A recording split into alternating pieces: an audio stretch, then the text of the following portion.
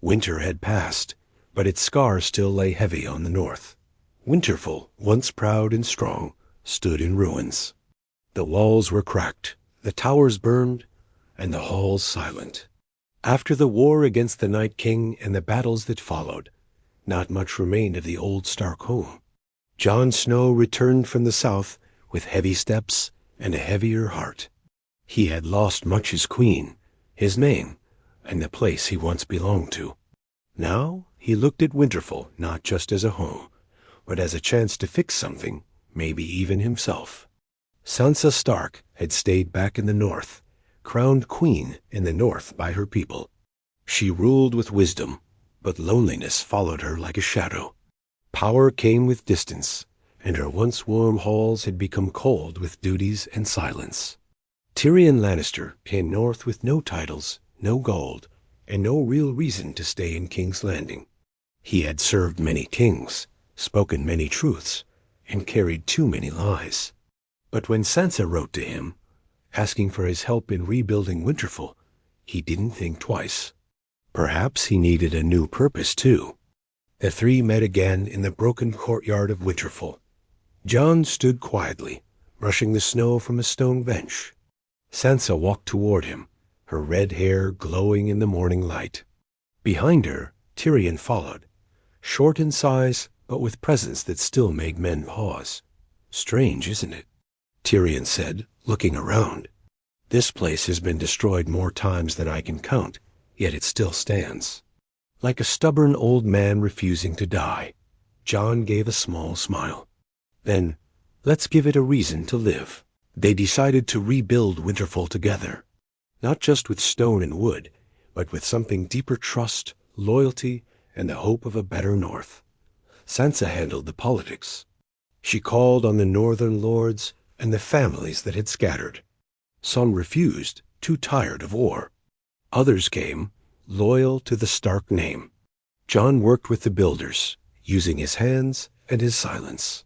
He trained the young men, helped raise walls, and protected the workers from wild dangers that still lurked in the snow-covered woods. Tyrion became the mind behind the structure. He brought ideas from across the seas. He designed halls with better warmth, safer towers, and even a library where stories of the North would live on forever. The three worked from morning till dusk. Sometimes they argued. Sansa didn't always agree with Tyrion's wild designs, and Jon hated when people wasted time talking instead of doing. But slowly their bond grew stronger. They laughed, too. Tyrion made jokes, sometimes dry, sometimes sharp. Sansa, who had forgotten how to smile without thinking of pain, found herself enjoying his company. Jon spoke little, but his presence gave her strength. He was still her brother, even if not by blood. Winterfell began to change. The broken walls stood tall again. Fires burned in the great hall. Children played in the snow-covered yard. Slowly, life returned to the ancient castle. But peace is never without whispers. Some northern lords were not happy. They saw Tyrion as a Lannister, and no Lannister was ever welcome in the north.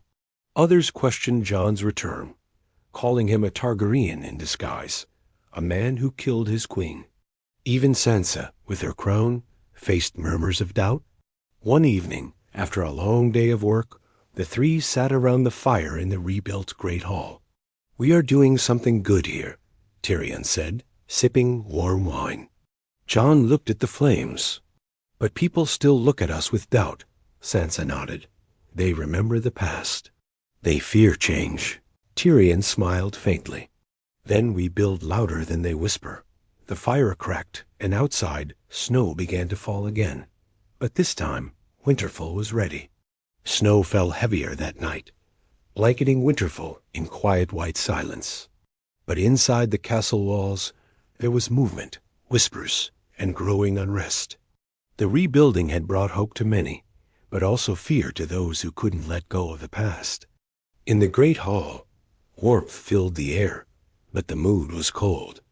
A feast was held for the returning bannermen, and all the northern lords sat at the long tables. Sansa wore her crown, shining with the Stark sigil. Jon sat at her right, silent as usual, and Tyrion sat at her left, sipping wine and watching every reaction.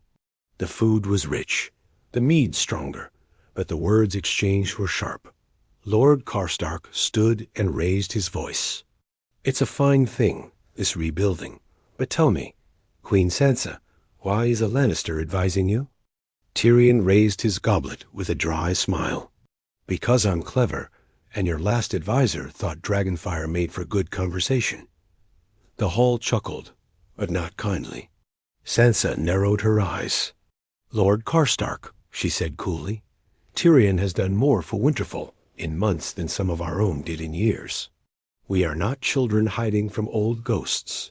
Jon stood, his voice deeper now. "He fought beside us in the Battle of Winterfell. He bled for the North. That's more than some lords in this room can claim." Karstark sat down, muttering under his breath. But the tension didn't die. It only shifted. Later that night, Sansa walked alone through the Godswood. The weirwood tree stood still, its red leaves shaking in the wind. She was lost in thought when footsteps approached behind her. "I remember when you hated the cold," Tyrion said gently. "I still do," she replied, not looking at him.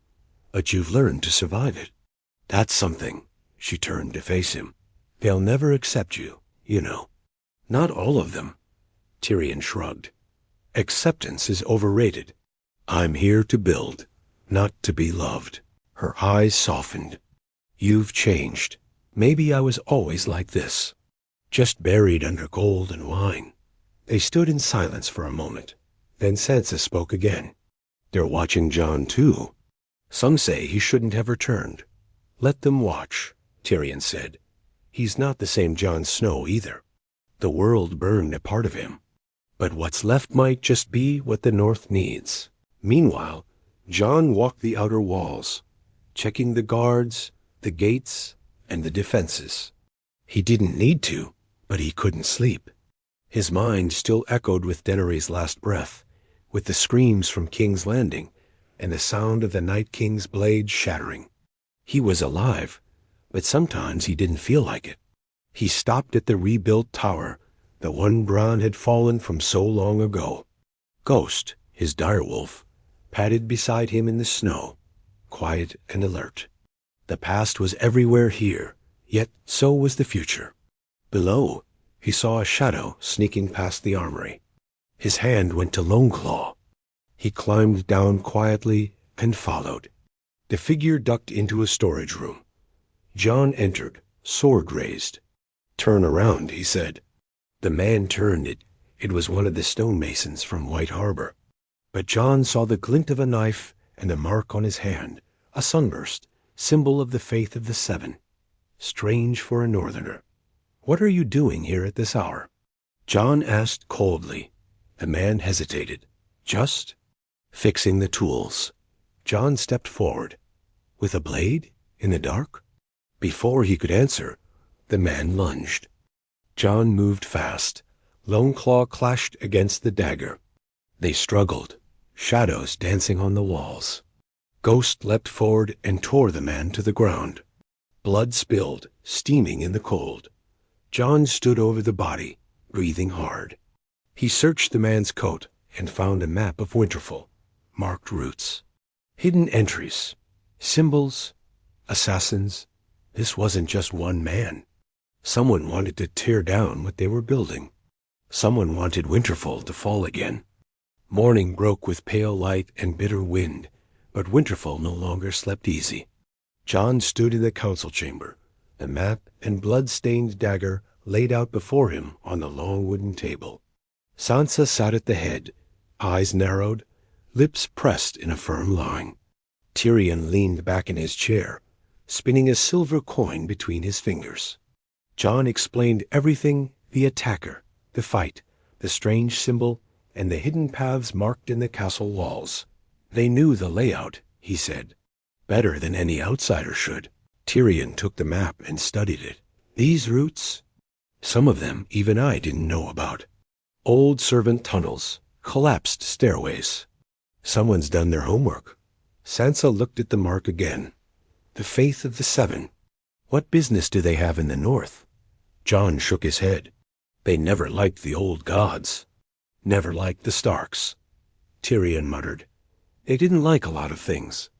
Dragons, Targaryens, women with power. But what they hate most is change. Sansa's voice sharpened. So they send assassins to stop us from rebuilding? Maybe, Tyrion replied.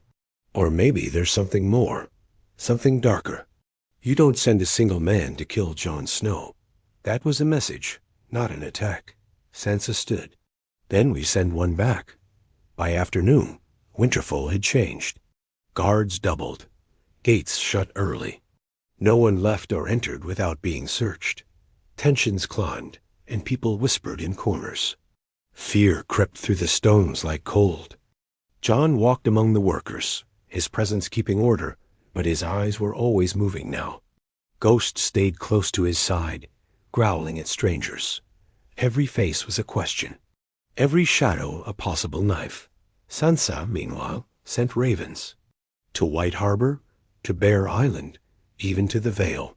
She called for names, for histories, for lists of everyone who had entered Winterfell in the last moon. Her face was calm, but her fury boiled beneath. Tyrion stayed in the library. He dug through books of northern history, old faiths, past rebellions.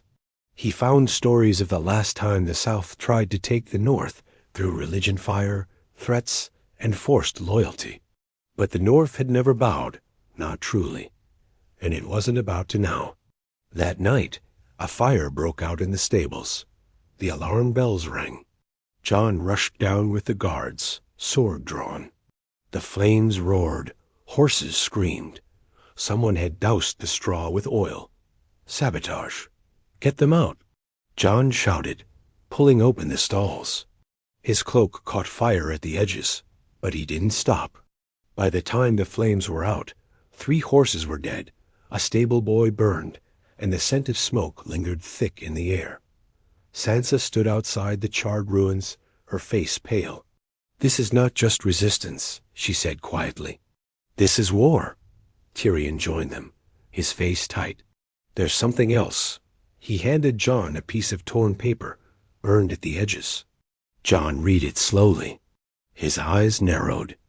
They want Winterfell emptied, or destroyed. The note was a threat, a demand for the North to reject Sansa's rule, to cast out Jon, and to hand over Tyrion to the Faith's judgment. If not, more fires would come, more blood would spill. Sansa tore the note in half. They think we'll bend. That we'll bow. Jon said nothing. His eyes were dark, haunted, but steady. Tyrion sighed, then smiled. Then let's give them something to fear. They gathered the council that night in secret. Lords, captains, trusted soldiers. Jon stood before them and spoke. There is a snake in our walls, maybe more than one. They don't just want Winterfell stopped. They want it buried, earned, broken. He looked around the room. If they want to kill us in the shadows, then we bring them into the light. Tyrion laid out a plan. A trap, one that would expose the traitors from within. Sansa added another layer. And once we know who they are, we make sure they never rise again. As the council nodded, agreeing, a heavy wind slammed the windows open. The fire inside flickered, and for a moment, everything went quiet. Winterfell had always known war. But this time, the enemy wasn't at the gate, it was already inside. And the game had just begun. The trap began with whispers. Tyrion knew how to bait a snake. He crafted the lie carefully, a forged letter placed in the hands of the wrong person, just loud enough to be overheard. It spoke of a secret vault hidden beneath the old crypts of Winterfell, filled with dragonglass, gold, and Stark secrets. A prize worth killing for, a lie too tempting for any traitor to ignore. Sansa played her role in public, calm, collected, speaking of peace and progress.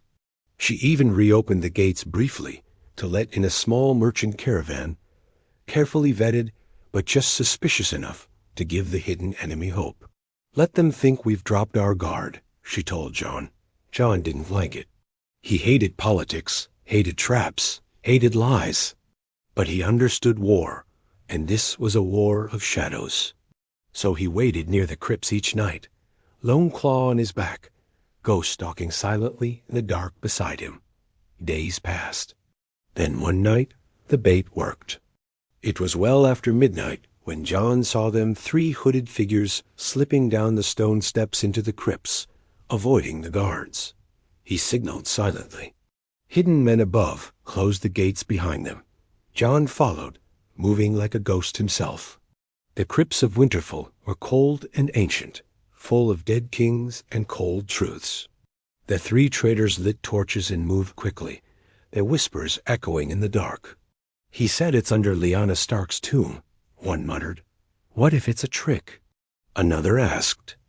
"Then we kill whoever shows up," the third hissed, holding a curved dagger etched with the same sunburst mark as the assassin Jon had killed. Jon stepped from the shadows. "I'll save you the trouble." The torchlight caught his face comb, cold, ready. The men froze. One tried to run, but Ghost lunged from the dark, dragging him down with a snarl. Another turned to fight, but Jon was faster. Lone Claw sliced through the torchlight, clean and final. The last man dropped his blade and fell to his knees, begging. "Mercy, please, I was told." Jon grabbed him by the collar. "Who told you?" The man's lips trembled. "He's here, in Winterfell. A man of the cloth. He hides in plain sight, disguised as one of your builders." Jon's jaw tightened. "You'll point him out." By dawn, the traitor was hanging from the walls of Winterfell, and the so-called builder, a false sept priest sent by the faith, was dragged before Sansa and Tyrion in chains. Tyrion circled the man slowly. "So the mighty faith sends rats now?" The priest spat. "You've broken the natural order.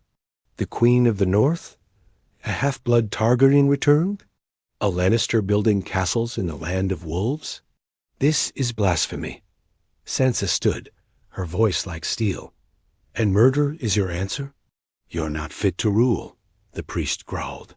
"Winterfell must fall so the realm may rise pure again." Tyrion looked at Sansa. "Shall we purify the realm of him first?" Sansa gave a nod. The man was dragged away, screaming curses until the sound was lost behind stone and snow. That night, the fires burned brighter. The castle felt safer, but something had changed. The betrayal had left its mark. Jon stood on the battlements, staring at the distant forests. He didn't feel victory, just the chill. Sansa joined him. "You did well," she said softly. He shook his head. "There'll be more. There's always more." She looked up at him, truly looking.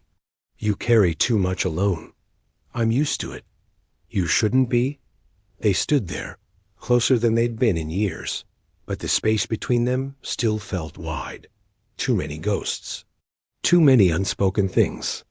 Below them, Tyrion watched from the window of the tower.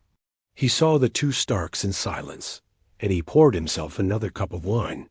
Later that evening, Tyrion wrote a letter not to the south, but to someone far beyond the seas. A name known to very few. A request for information, protection, and perhaps a warning. Because deep down, Tyrion knew something still wasn't right. The faith was bold, but not suicidal. Someone else was behind this. Someone far more dangerous. And Winterfell's peace was only the beginning of another storm. The snow returned heavier than before, burying the roads and choking the forests. Winterfell braced under the weight, but inside its walls, the true storm had already begun. The captured traitors had been dealt with, the fires had stopped, and for a moment, peace seemed possible again. But Tyrion couldn't shake the feeling that they'd only scratched the surface, that someone more powerful, more calculating, was moving the pieces from the shadows. He paced his chambers, the letter he'd sent days ago still unanswered. He'd written to Varys' old contacts across the narrow sea, spies, whisperers, former agents of the Spider who still owed him favors. If there was another enemy lurking in the dark, they would know. But the silence was unsettling. Down in the lower courtyard, Jon trained the younger recruits, but his focus was fractured. The more he tried to live in the present, swinging swords, repairing walls, building something new, the more the past pulled him down. Every time he looked at Winterfell, he saw what it had survived, and wondered if it could survive what was coming. That evening, Sansa received a raven. It was sealed in black wax. She broke it in front of Jon and Tyrion in the war room. The letter was short.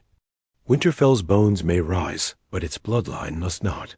A crown on a Stark is treason to the south. A warning has been given. Heed it, or we take it further. There was no signature. No crest, just the warning. Sansa crumpled the letter, her hands shaking slightly. "They're testing us," she said. "They want us to show weakness." Tyrion took the letter and studied the handwriting. "This isn't the faith. This is someone else." Jon leaned forward. "Someone who wants the Starks gone." "All of us?" Tyrion frowned. "Or someone who knows about your blood, Jon. Someone who fears what it means if the North fully accepts a Targaryen Stark." Jon exhaled sharply, tired of the same shadow that followed him since the truth came out. Sansa's voice grew quieter. "There's only one place this threat could come from. The Reach." Tyrion looked at her, surprised. "House Hightower?" She nodded.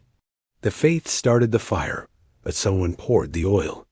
The Hightowers hold the Citadel, control Old Town, and whisper into every southern ear that listens. They're old, rich, and quiet, but they've always hated northern strength, especially when it grows too proud." Jon clenched his fists. "Then let's go to them. End it before it spreads." "No," Tyrion said quickly. "That's what they want. For us to leave Winterfell, to walk into a web. The Reach doesn't fight with swords. It fights with secrets." That night, while the castle slept, Sansa walked the halls of the crypts alone. She stopped at Ned Stark's tomb, her fingers brushing the stone. "They fear the name Stark," she whispered, "because they know we don't break." But as she turned to leave, a shadow moved behind her. A whisper.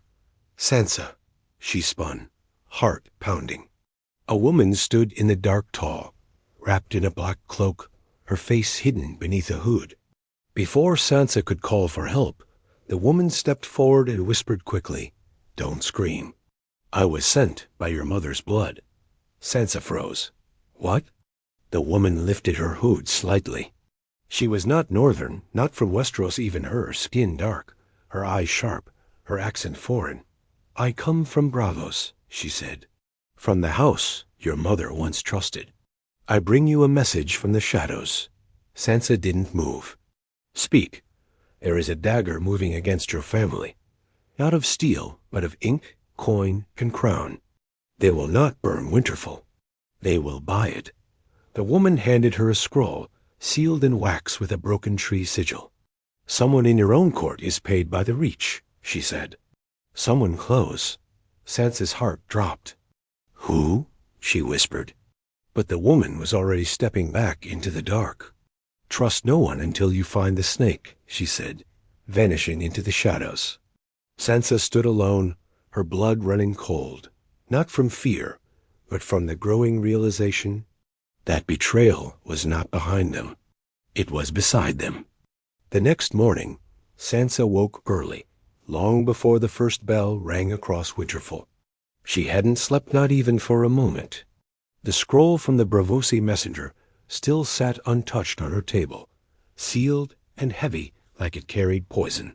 The words, "someone close," echoed in her mind again and again. She didn't open it, not yet.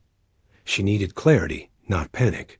Outside, the snow was falling slower, quieter, but it wasn't peace. It was the silence before a scream. Jon joined her in the war room as she stared at the scroll. He noticed her pale face and hollow eyes. "What happened?" he asked. Sansa finally looked at him. "There's a traitor inside these walls, paid by Old Town, possibly even feeding information straight to the Reach." Jon's expression darkened, but he stayed calm. "You trust the source?" "She came from Braavos." My mother once used those same shadows to send messages during the rebellion. And the seal, it's from House Blackwood. Old allies. Jon took the scroll from her hands and broke the seal. The parchment was thin, marked in neat, cold letters. The gold flows through a wolf in sheep's skin. A man who knows too much, who jokes too often, who drinks to hide his fear. The lion has fangs, and he's bitten your hand. Jon stared at the line. His lips barely moved as he repeated, "The lion." He looked up at her, eyes searching hers. Sansa shook her head instantly. "No, not Tyrion. It can't be." But her voice wasn't as sure as it should have been.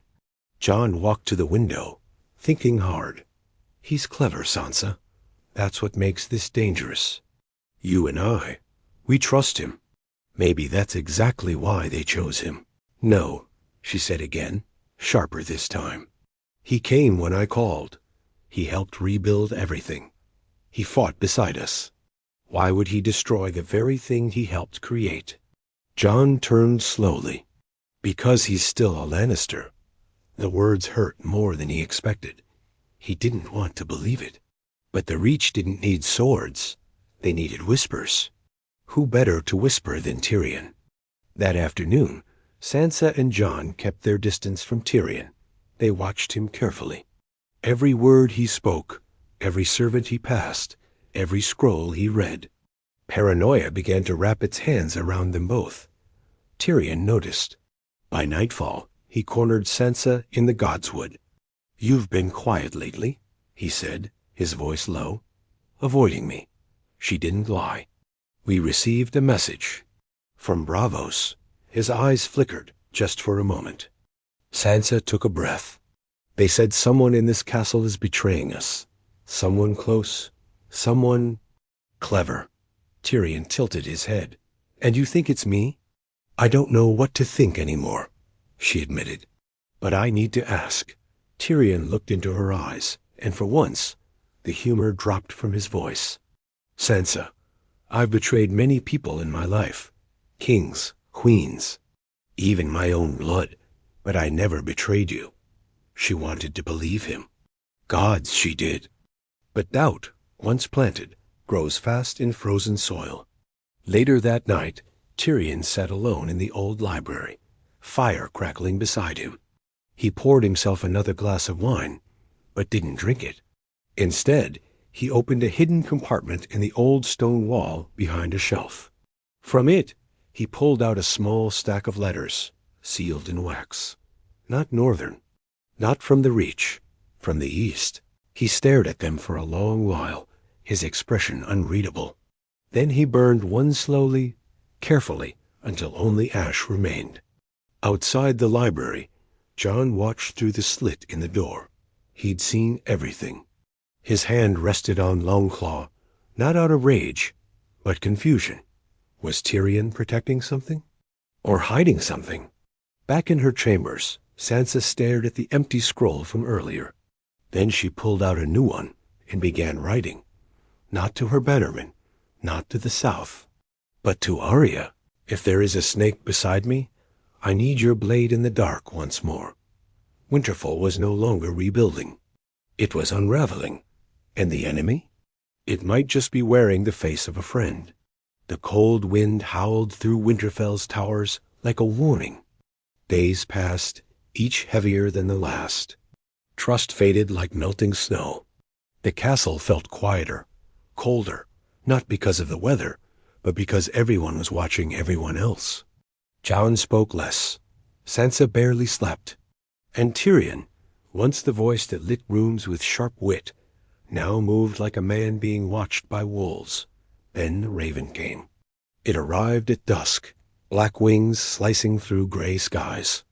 The note it carried bore no sigil, no name, just 4 words, written in blood-red ink. "She is already here." Sansa's blood ran cold. Her hand trembled as she passed the message to Jon. She? Jon didn't need to ask. He already knew. Arya Stark had returned to Winterfell. She didn't come through the gates. She didn't ask for welcome. She came as she always had, unseen, silent, dangerous. The girl who once vanished from their lives had returned, not as a child, but as a shadow sharpened by the world. She entered Sansa's chamber before the guards even noticed. One moment the room was empty. The next, Arya stood behind her sister, her face blank, her eyes like ice. "You called," Arya said. Sansa turned slowly. No hug, no welcome, just relief and fear. "I need your help," she said. "There's a traitor in Winterfell. Someone close." Arya's expression didn't change. "And you want me to find out who?" Sansa nodded. "And if I'm wrong?" "I need you to do what I can't." Arya's fingers slid down to the dagger at her hip. "You may not like what I find." That night, Arya slipped through Winterfell like a ghost. She listened to the walls, followed footsteps in the snow, watched servants speak to shadows. She saw Tyrion visit the rookery alone twice, saw Jon follow him once, sword half drawn, and she saw servant one of Sansa's own pass a sealed scroll to a rider who vanished before dawn. She followed the servant. In a dark corridor behind the great hall, she cornered him. "Who do you work for?" she asked quietly. The boy stammered. "Lady Stark, I deliver notes, I swear." Arya pressed her dagger against his throat. "Not that Stark." His eyes filled with terror. I was told to deliver messages to the Vale. I thought it was just family business." "What messages?" "I don't know.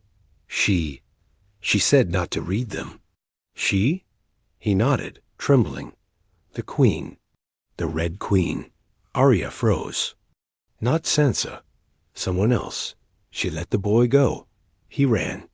Arya returned to Sansa in the middle of the night. "The threat isn't Tyrion," she said. Sansa's breath caught. "Then who?" Arya's eyes narrowed. "Someone hiding behind Tyrion." Just then, the doors to the war room burst open. Jon stood there, his hair wild, his face pale, in his hand another scroll. This one intercepted by a rider on the east road. He threw it onto the table. They read it in silence. "The lion is loyal. He hides the red flame. She moves in shadows. When the time comes, she will light the fire beneath the Stark heart." Sansa looked up slowly. "Melisandre." Jon clenched his fists. "She's back." Tyrion entered behind them, looking tired, haunted. He saw the scroll, saw their faces. And then he said something that confirmed everything. "She never left." Silence dropped like a sword. "What?" Sansa asked. "I kept it from you," Tyrion said. "After the war, she came to me, said she saw something in the flames, that Winterfell would fall again, unless I stayed, unless I helped build something new. She said the future depended on it."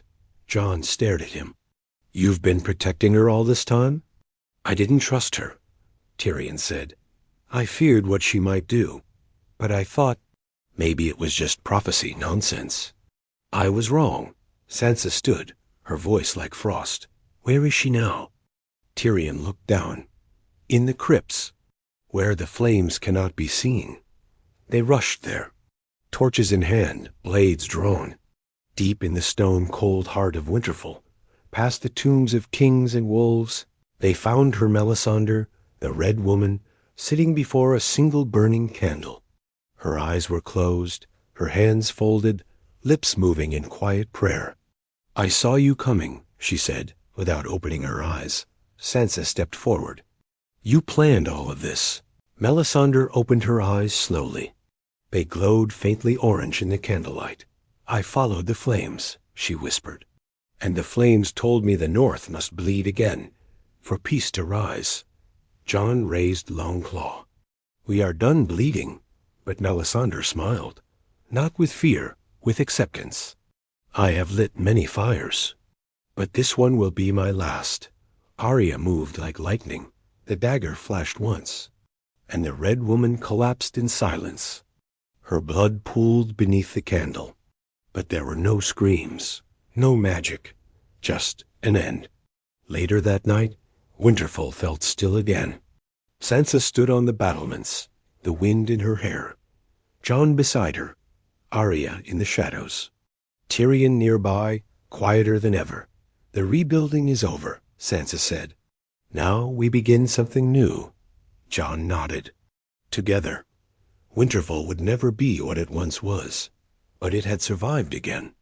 And that, in the north, was more powerful than fire or fate.